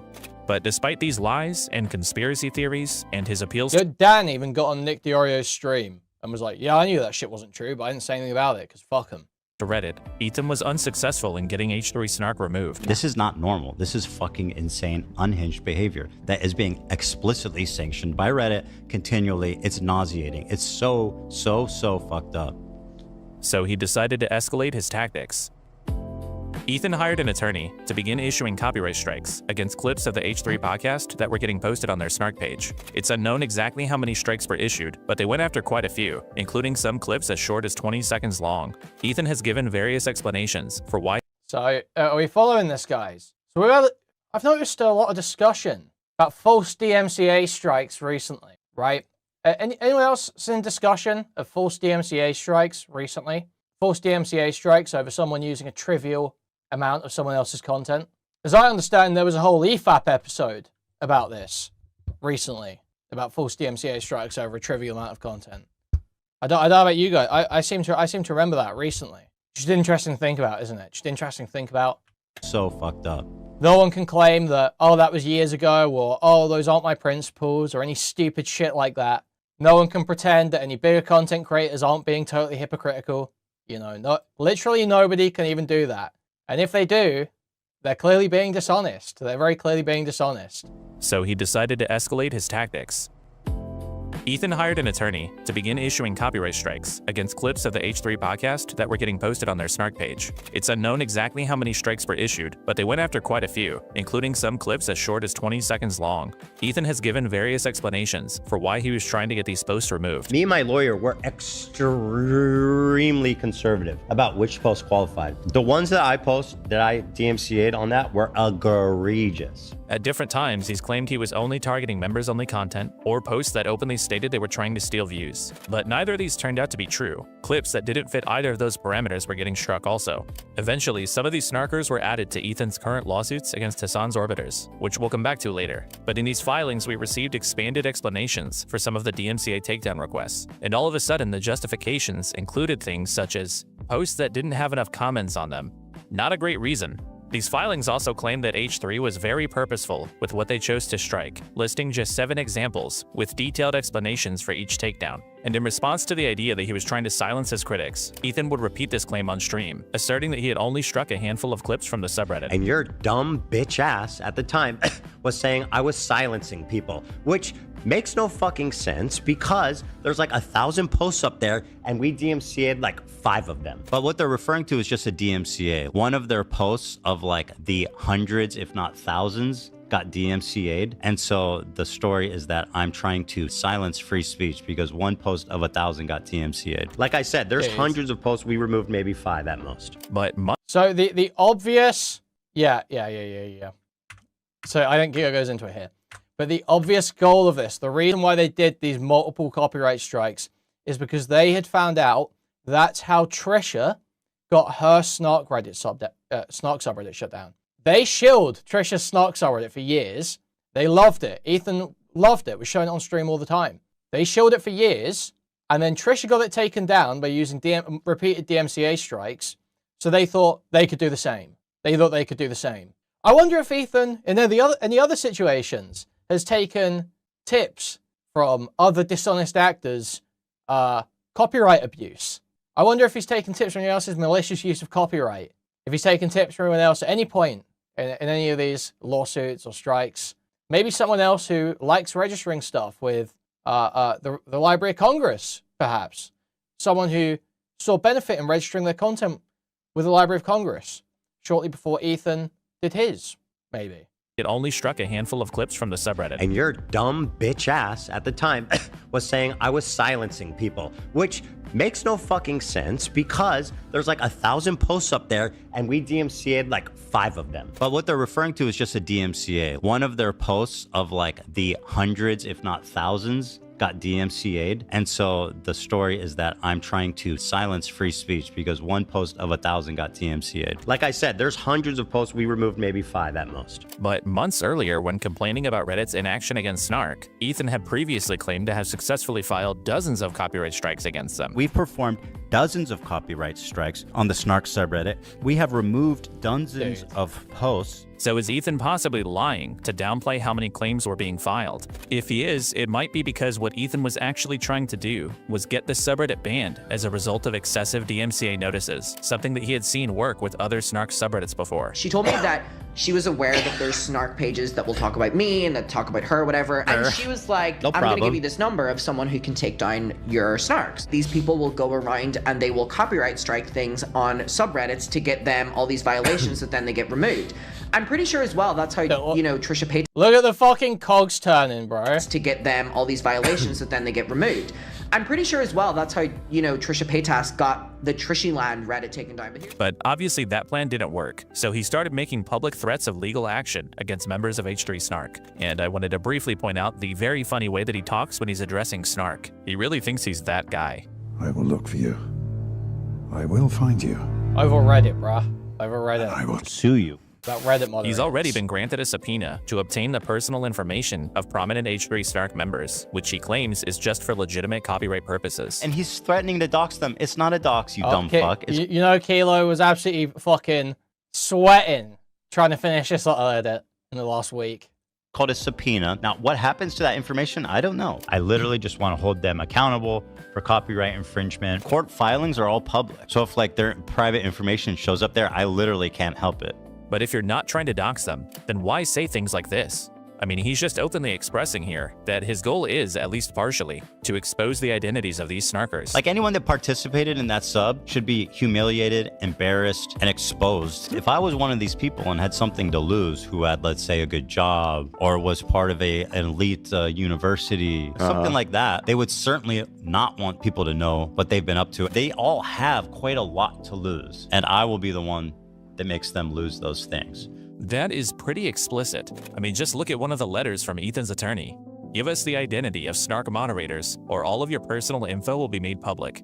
And this letter was regarding a clip posted on H3 Snark that was 90 seconds long. It seems obvious that his primary motivation is not really protecting his property. But you know how we can be sure? Ethan previously, not even that long ago, had opened up the H3 IP to everybody, and he even gave his blessing to people profiting off of his channel. I am opening our IP to the world. If you want to cut up clips from the podcast, from our members live, from anything with me in it, go for it, man. Monetize it. I will not claim. I will not remove. I will not do anything. I mean, to be fair. Right, guys, so when is this? January 25th, 2023. So that is not even that long ago, really, is it? Just think. So when would it have been? It's 2023 is October 7th, right? It's October 7th, 2023. He falls out with Hasan over the course of that year into 2024. Then the next year is like full-blown hate into 2025. And now early 2025 is content nuke. So it's legit not even that fucking long ago. It's like, think about the timeline there. It is not that long ago at all. I haven't, people say that he took this back. I haven't seen that. I haven't seen that. People say that he only took it back for members stuff. I haven't even seen that. But yeah, he did literally go out there and say, clip my stuff. I don't care. Something like that. They did embarrassed and exposed. If I was one of these people and had something to lose, who had, let's say, a good job or was part of an elite university, something like that, they would certainly not want people to know what they've been up to. They all have quite a lot to lose, and I will be the one that makes them lose those things. That is pretty explicit. I mean, just look at one of the letters from Ethan's attorney. Give us the identity of Snark moderators, or all of your personal info will be made public. And this letter was regarding a clip posted on H3 Snark that was 90 seconds long. It seems obvious that his primary motivation is not really protecting his property. But you know how we can be sure? Ethan previously, not even that long ago, had opened up the H3 IP to everybody, and he even gave his blessing to people profiting off of his channel. I am opening our IP to the world. If you want to cut up clips from the podcast, from our members live, take back from Israel, anything with me in it, go for it, man. Monetize it. I will not claim. I will not remove. Well, good thing he wasn't just striking members content, isn't it? Good thing he wasn't just striking members content. He was striking people for taking like 90-second clips if it's publicly available, 3 episodes, and Nick Diorio has just totally fucking ignored it. It's been publicly available, publicly known that he's been doing this. Nick Diorio's been notified that he's doing it. There's no segment on it. There's no Otley Noah EFAP episode on it. There's no nothing. There's no nothing. Will not do anything. I mean, to be fair, it's basically been my policy. I don't claim or remove anything really at all. But now you're making it explicit. Yeah. He was openly encouraging people to monetize his property, even on YouTube. We opened our IP, and there are starting to be channels who are uploading content. I started noticing. And they're getting views, and I'm very happy. But Redditors, who don't profit off of him at all, he has a massive problem with his content being shared there. And the only difference between these two situations, one supports H3, the other criticizes him. You can't blanket open up your IP and then claim infringement when you just don't like who's sharing it. Either it's protected or it's not. So when it comes to H3 Snark, Ethan seems to have abused DMCA as a guise to try to silence his critics. That's it. This whole Snark controversy is really interesting because when you zoom out, it kind of gives you a lot of perspective on Ethan's character, like how he stands staunchly against involving people's families in online drama. The way that's super fucked and twisted about it is how they go after people's families. Except when he does it, or how he hates defamation and considers it harassment. One of them fabricated a post. That's defamation. Except when he does it. Or how he thinks Snark is evil and should be wiped from the internet. I'm against Snark subreddits. I stand opposed to all Snark subreddits. Wow. Except when he uses it. Yeah, this is Ethan's web browser back during his fallout with Trisha Paytas, and you'll notice Ethan is a frequent visitor of Trishyland, Trisha's Snark subreddit. Ethan and the H3 crew are known to have been supporters and regular visitors of various Trisha Snark pages, including multiple named after their former podcast, Frenemies. The H3 podcast was actually remarkably public about being appreciative of Snark back when the target was somebody that they didn't like. Frenemies too. Oh, you have to request to join? Well, I got to request access now. Love said he secured Frenemies 12, so we're safe. Okay. We got, wait, Frenemies 12 is us? Yeah, we got Let's go. Go to Frenemies 12, people, since Frenemies 2 is closed. Frenemies 2 was like home base. You know what I mean? Why have they done this? The irony is That's that how they're Ethan and talking about Hila Snark don't actually subreddit. have a problem with Snark. In fact, when his own fans engage in the same behaviors that he accuses Snark of, he'll just pretend that it isn't happening. It's a numbers game, okay? Some people, obviously, from an audience are going to be take it too far and be inappropriate and say horrible things. This is not my fan base. Them even trying to make it about our fan base is disingenuous. So these are and it's a obviously fucking these are all the lie. messages This about Ryan Kavanaugh's ex-wife. Slightly old data, but one of the most popular subreddits among people who also post in H3 subreddit is a makeup Snark page. And there's nothing wrong with that. Because the thing is, Ethan is a controversial figure with millions of followers. He's been involved in countless dramas and public feuds with others, and at that scale, criticism is inevitable. Some of it is going to be harsh. Some people might cross lines. But that doesn't mean there's a massive organized campaign against you. It just means you're notable and there's a lot of eyeballs on you. And I don't know how to protect someone like Ethan from every isolated incident of harassment on the internet, but I know that the answer is not silencing all of your critics. Now, some of you might be thinking, but Kilo, didn't these people send CPS and skulls to his house? I don't blame Ethan for taking matters into his own hands. Well, let's see. In November of 2024, Ethan began threatening Reddit with legal action if he couldn't get H3 Snark banned from the website. In December, it was discovered that he had been weaponizing DMCA against them. In January, he finalized his plan to ultimately sue them So for— this is it. So any rat fuck defense that any fat fucking loser might try and deploy here, right? CPS skulls. This was before that, you fucking... Not only was it before that, you knew about it before that.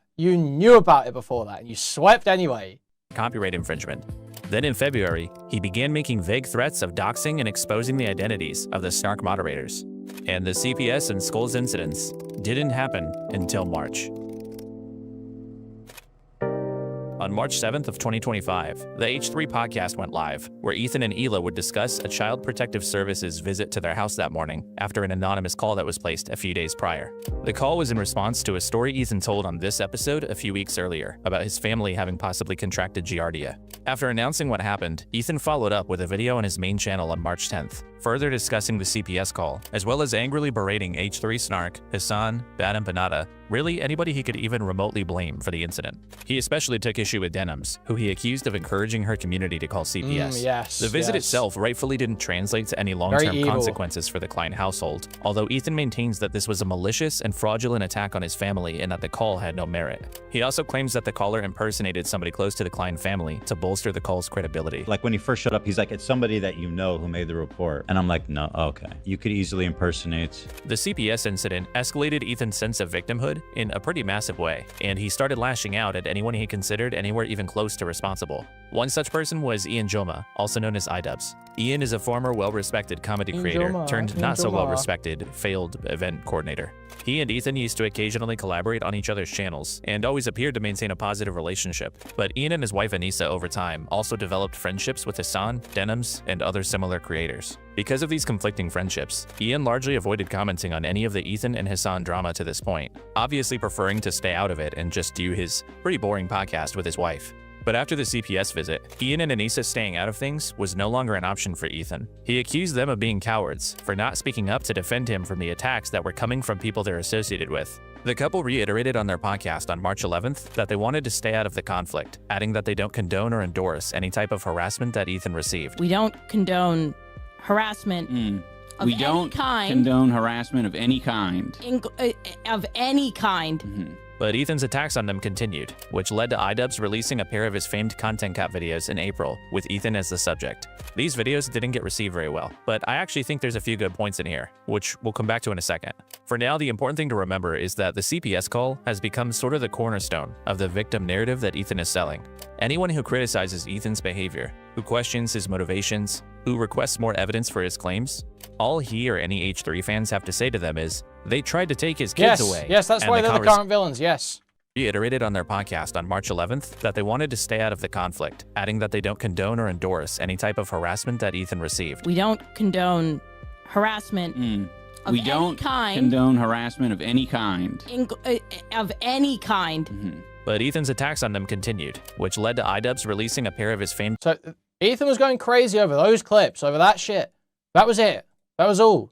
Nick was going crazy over that too. Nick thinks that's like a terrible take. They were all going fucking crazy over these clips. Obviously, they don't actually believe it's crazy. They're fucking lying because they just know that Ian and Issa are easy targets. And they can basically say whatever they want about them and no one's ever going to check them. They don't even think that's crazy at all. They're just lying because they're motivated to. But yeah, that is why Ian and Issa are so hated by H3 and in the H3 story is because of those clips, because of that clip. content cop videos in April. Yeah, you can cope and say it's because of the content cops, but there was actually the content cops barely said anything controversial. So they were just gay videos. They were gay and effectual videos. That was the biggest issue with them. People want to go, oh, but they didn't mention CPS. They didn't mention CPS. And CPS isn't relevant to any of the fucking points being made. It's like, it's just an excuse because they're totally melting down in one clip. And the excuse is, oh, CPS showed up that day. But sorry, just because something bad happens to you doesn't mean you get to right away or responsibility for you totally spurging out on a live stream when you're a massive content creator. Take a day off. Take a day off. It's that fucking simple. With Ethan as the subject. These videos didn't get received very well, but I actually think there's a few good points in here, which we'll come back to in a second. For now, the important thing to remember is that the CPS call has become sort of the cornerstone of the victim narrative that Ethan is selling.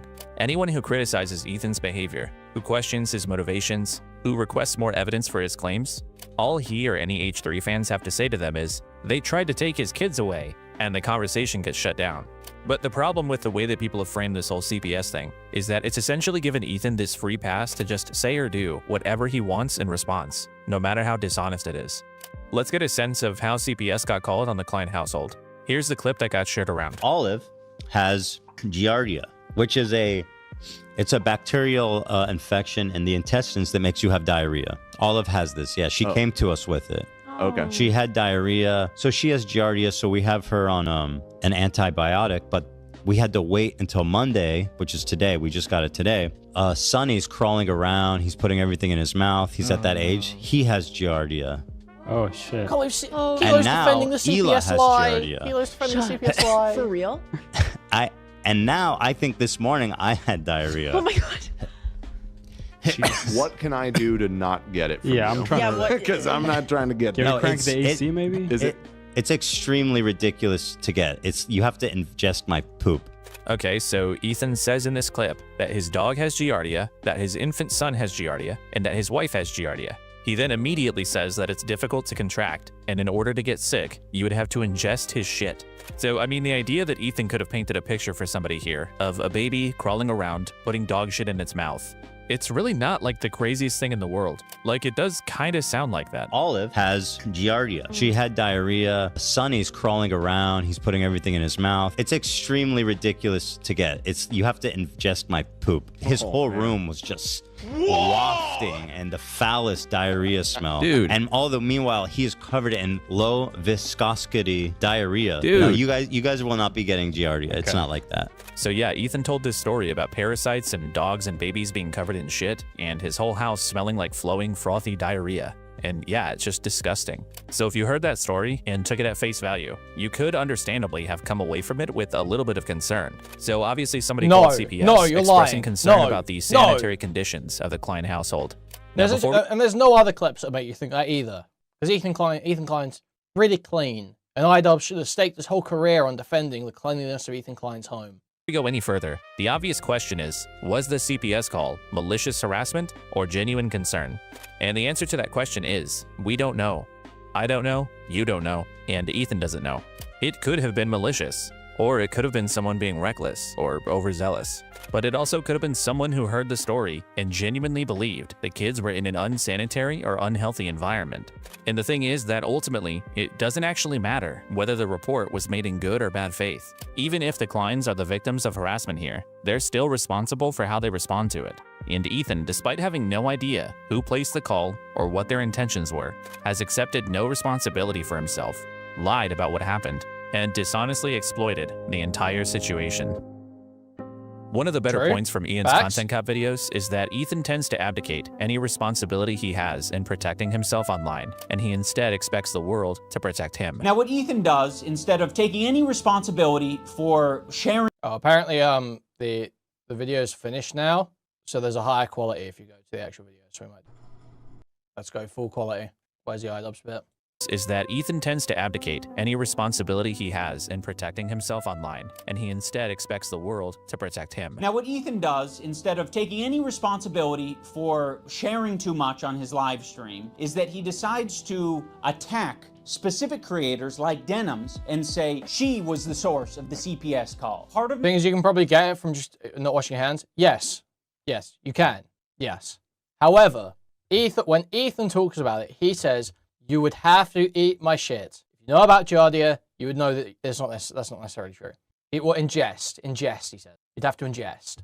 So it's like, yes, if you had additional information, you can know that's not necessarily true. But the way Ethan says it, it either could be that someone takes it as that is the case, that you do have to eat shit together, or they take that as Ethan essentially relaying his experience, that his understanding of it is that you have to eat shit together. Why would he think that, right? But obviously, it's not the case. It's not the case you have to eat shit to get Giardia. But the point is that you cannot, just from the clip, say that, oh, anyone that's concerned about this, anyone that goes as far as thinking that these kids are in a negligent home is being dishonest and malicious. No, that's not necessarily the case. my criticisms of Ethan initially was the openness. It's not the only I think it's a acceptable reading. problem that you were that open, Ethan. And that's just true. Everyone kind of understands that the more about yourself that you put out there, the more you're exposing to the many insane people that exist on the internet. Ethan seems to understand this. He tries to limit sharing photos of his kids online, specifically for that reason. I've literally given Ethan Klein credit for not showing photos of his kids. I think it is actually very cool of him to try his best to not have his kids in photos, in videos. But when it comes to the CPS visit, Ethan has spent the months since it happened, lashing out at Reddit, other creators, anybody who he can get away with trying to hold responsible. And he has not for 1 second stopped and examined how he might have been responsible. Never has he said, man, I told that story in kind of a stupid way. No, maybe I shouldn't talk about my kids' medical conditions in front of thousands of people. Nothing. I mean, Ethan spent almost the entire year leading up to the CPS visit complaining about the internet and how many crazy haters he has. He even told the Giardia story in an episode where he was addressing those people. iDubbbz also pointed out that there were members of H3's own audience watching the story live who were making comments about the Klein household being covered in shit. And the point of that shouldn't be to say that one of them might have called CPS. The point is that even Ethan's own fans thought the story sounded a little crazy. So what do you think the people who are not your fans are going to hear? You know, the ones that the episode was literally about, that Ethan must have known would eventually see it. Personally, I just don't give Ethan a lifetime pass for saying whatever he wants all the time. At some point, you are somewhat responsible for protecting yourself on the internet. And when people say things like this, I think it's a problem that you were that open, Ethan. They're not saying that Ethan is solely to blame. They're just saying he's acting like a moron. But Ethan's been given the green light by everybody to not only avoid any responsibility for himself, but also just lie about what happened. His claim is basically this. He told the Giardia story on stream in February. A few weeks later, Bad and Banana published this video about it, where he maliciously lies and twists the story to make Ethan look bad. After that, Denims reacted to Bad and Banana's video on her stream, but she didn't push back at it enough and spread his lies to her community. Her chat responded negatively to these lies, and then almost all of them started suggesting that CPS needed to be called. Almost Denims all did of them, not guys. moderate or Almost discourage all of this them. behavior, and then one of her viewers must have called CPS. That's more or less Ethan's story. He calls this the big CPS lie. She participated in the CPS lie, Child Protective Service lie. I explained it on the podcast, but the truth of the matter is it's all a lie. So let's examine this narrative, and let's start with who he blames most directly for the CPS visit. Denims endorses this clearly, as you can see, that it seems like she's directly responsible for CPS coming to my house in the morning. Directly responsible. What the fuck does that mean, retard? But what did Denims actually do? Well, she watched this video on stream, and yeah, she expressed concern about what she was hearing. But expressing concern about something you hear is not the same as a call to action. It's not even the same as endorsing that action. Denims doesn't even mention CPS at any point during her coverage, and she never suggests a call to action of any kind. She just says the story is concerning and that parasites can be dangerous for infants. I mean, much like many other illnesses, it's very, very, very dangerous when infants get the same sicknesses that adults get. Which is technically true, by the way. But the point is that you can question somebody's parenting and not necessarily be saying that you think they deserve to have their kids taken away.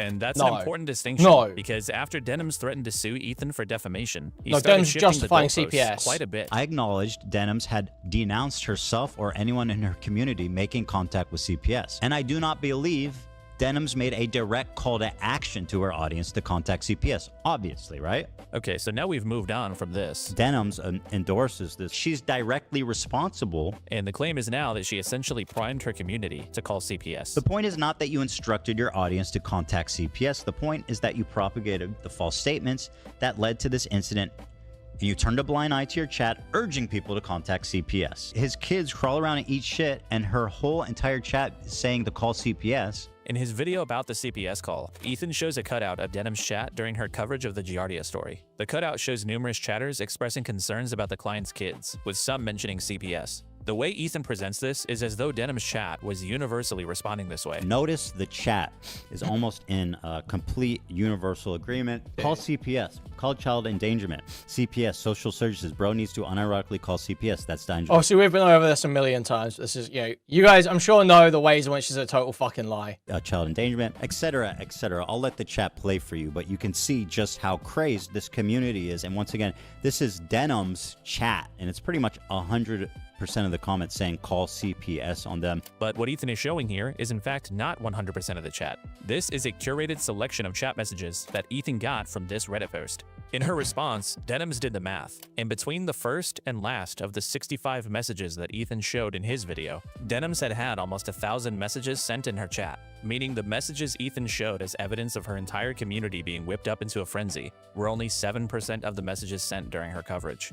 And I also wanted to point out that several of the comments in that cutout, they don't even have anything to do with CPS, and they're very similar to a lot of messages from Ethan's own chat during the Giardia story. So how crazy, man. This is his chat. Stop smearing your poo on the walls and you'll be fine. So you guys are feeding Sonny poop? Question mark, question mark, question mark. Caca just all over the place. Either and Sonny ingested your poop? The kid ate the dog poo-poo somehow. No! From members, all members. When Denim's chat says it though, she has to be thrown in fucking prison. She has to be banned. It would be pretty dishonest to include these as evidence of wrongdoing, meaning the actual total of CPS-related messages in Denim's chat is even lower than this. But Ethan doubles down on this. Great point. Great point. Great point. I gotta say, anyone that's been saying stuff like that for like a year, very smart. Very smart. Right, false presentation the next day. I'm not exaggerating when I say literally every comment is call CPS. Yeah, no shit. It's edited. I don't know if Ethan knew this was an edited selection, or if he just saw something that helped him out and didn't bother to verify it. But he immediately presented it as fact and used it to bolster his side of the story. And he tried to stand on it when he got challenged. Love made a good point. You said, is this every comment? I believe this is a live feed of the chat. This isn't edited. What about the top right? I thought these were no, selected. it's this. I think when you full screen it, no, this is an edit. It's a cutout of the full chat. It's just enlarged. Oh, there, really? Over the screen, yeah. You know what? We'll just make it all up. We'll make the whole thing up. We'll dock the picture. We'll make it up. So yeah, this was nowhere near her whole chat. But even if Ethan thinks that Denim still should have moderated better, which I can probably agree with, there's a pretty big difference between a failure to moderate and being causally responsible for any subsequent action. Denims does have an obligation to try to mitigate harm, but failing to fulfill that obligation doesn't mean that she caused the CPS call. Denims didn't cause the call, someone else did. So when it comes to responsibility, what's really left? Well, any lawyer who's been making that point for like 6 months is a really smart guy, I gotta say. Guys, I'm gonna do a quick shill and remind you to go and like the video. Some people claim that Bad Empanada is notoriously bad faith and malicious, so Denim shouldn't have platformed him in the first place. But I mean, we're just getting so far away from any true culpability here. Like, what, Denims is responsible for the call because she watched a video from a guy who might be known to lie, and then a tiny portion of her chat responded to the lies, and Denims didn't delete every single one of them, and then days later the call gets placed, which could have been anybody, but we just assumed that it was Denim's fault because, I don't know. Like, is this really the standard of responsibility that we're going to hold people to? Yeah, it's just whoever you can spin the narrative about. Denims had a narrative spun about her, so obviously scum like the Oreo are going to go along with it. and because it's easy and no one will check them. And like a child molester, basically all it takes is like access to an opportunity for Nick to commit wrongdoing against someone. So they'll just do that. That's what they do because they behave like child molesters without the child rape. Just to be clear, I'm not accusing anyone of raping kids, but they do behave like child molesters. At that point, Denims is so detached from the action of calling CPS itself, it doesn't really seem fair to blame her for it.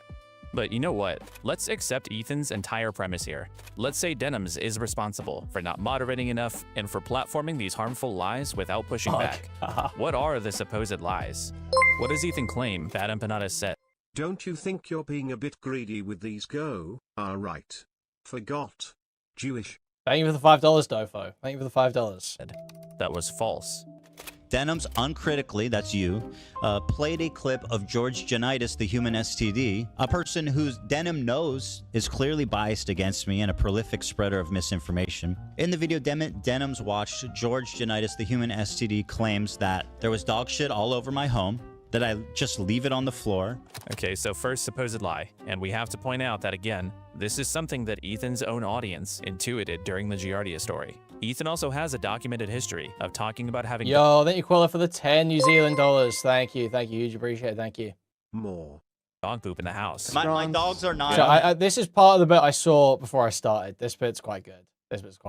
Seriously, how do retarded H3 fans even fight? Extraordinarily trained, right? They run around, they play a lot, and sometimes, especially the little dogs, who go potty inside. So, admittedly, my dogs are not the best trained, right? I admit that. You think my fruit is bringing— I think you're half correct. It's half the fruit, and the other half is the dog shitting. Love Shredder and Alfredo. I do, but I've stepped in their shit multiple times. How many times do we get poop inside? I do- What's going on here? Almost every day that they're here. It was a delivery guy. He stepped in shit. But Holy shit. Oh my god. I stepped in shit and tracked it all over. It's like a super, how do you call it? Like strings, you know, from one of the dogs. I was just passing my foot over it and felt a bump. It's old, by the way. It's hard. So I'm sorry, it's defamatory to suggest that your house was covered in dog poop? Okay, moving on. That my house is just covered in dog shit. My kids crawl around in dog shit. You kind of made it sound like that. Olive has Giardia. She had diarrhea. Sonny's crawling around. He's putting everything in his mouth. He's at that age. Okay, next. He intimates that my kids either eat dog shit or get in contact with it with their hands.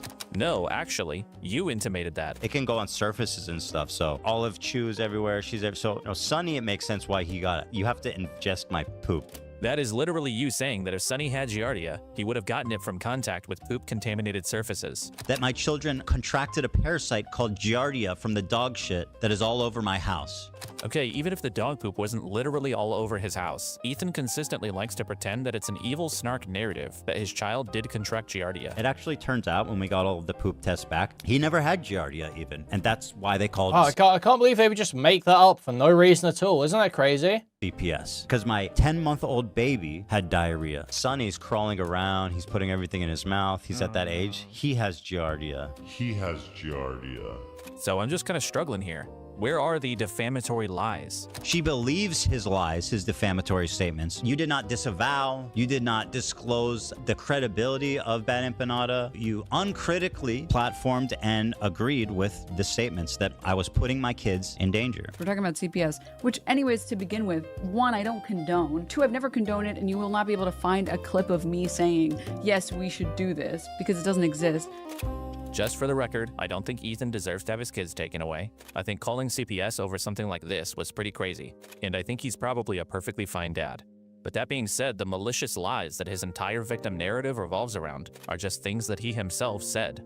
And this is what Ethan does. He puts things out there himself, and then if you use them against him, he just calls you a liar. He makes you uncomfortable with his jokes, and then when you complain about it, he says you're just trying to ruin his life. Wow, Kilo, dog whistling that. You don't want to say he cries out as he strikes you, right, Kilo? Right, Kilo? Incendiary political opinions, Nazi. and then when you criticize him, he just says that you're probably a racist. He fumbles a story about his family's medical conditions, and then calls you a liar for repeating it back to him. Ultimately, one person is responsible for the CPS call. Not Hasan, not Denims, not Reddit. One random person that Ethan will likely never identify because CPS calls are anonymous. But notice how this incident's been used.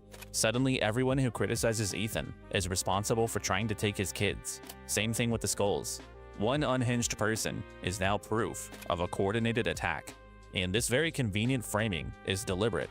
Ethan's been going after Hasan, Snark, and anyone else in his crosshairs for months, but I don't like what they said about me doesn't play quite as well as they tried to hurt my family. So now every grudge that he already had gets filtered through these incidents. Remember that Ethan was already going after all these people. The CPS and Skulls incidents just gave him the justification he needed to escalate.